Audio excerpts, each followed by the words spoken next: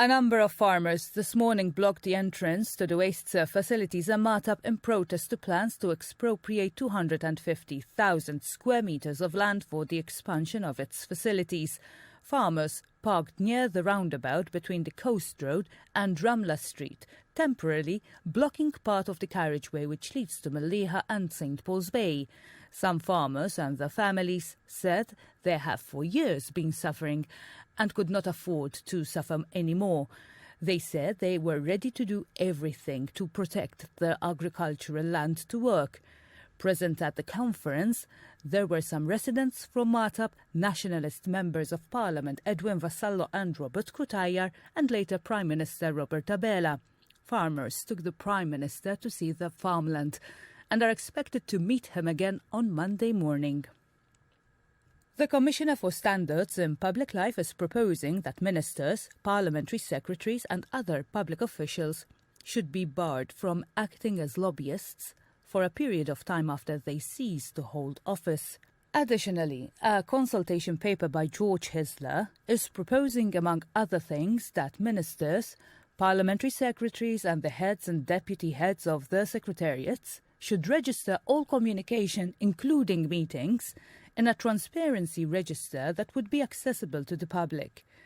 Anyone can submit their views on the paper to the Commissioner during the consultation period, which will remain open until the 30th of April.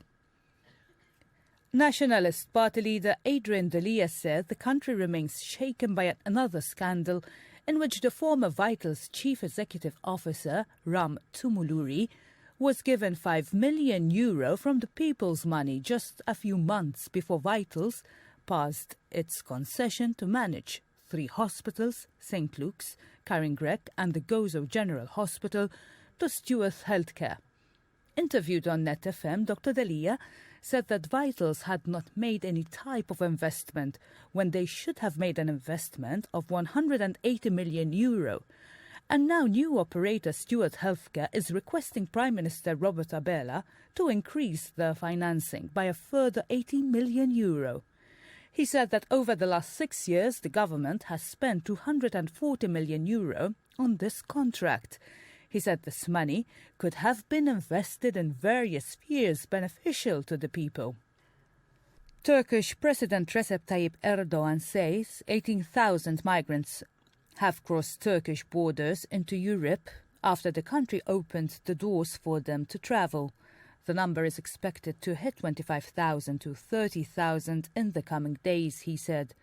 Turkey could no longer deal with the amount of people fleeing Syria's civil war, he added. Greece says it has blocked thousands of migrants from entering illegally from Turkey. Greek authorities fired tear gas to attempt to disperse the crowds. Turkey's decision followed a deadly attack on Turkish troops by Syrian government forces in northern Syria this week. At least 33 Turkish soldiers were killed in a bombardment in Idlib, the last Syrian province where Syrian rebel groups hold significant territory.